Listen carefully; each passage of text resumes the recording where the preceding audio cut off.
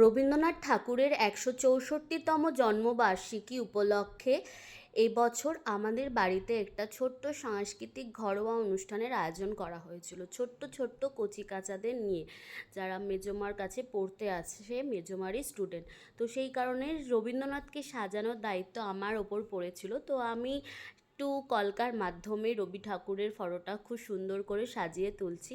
তোমরা দেখে কিন্তু অবশ্যই জানিও যে এই কলকাটা কীরকম লাগলো তোমাদের।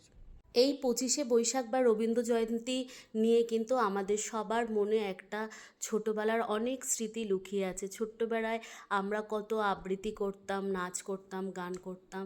সেরকম আজকে আমাদের বাড়িতেও ছোট্ট ছোট্ট বাচ্চাগুলো কি সুন্দর তাদের চেষ্টা প্রচেষ্টা আবৃত্তি করেছে, কেউ গান করেছে, খুব ভালো লেগেছে। সবাইকে নিয়ে ছোট্ট একটা সাংস্কৃতিক অনুষ্ঠান।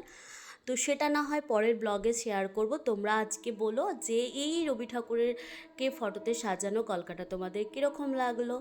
আজকে আসি, চলো দেখা হবে আবার নেক্সট পার্টে সবার সাথে। সবাই ভালো থেকো, সুস্থ থেকো, টাটা।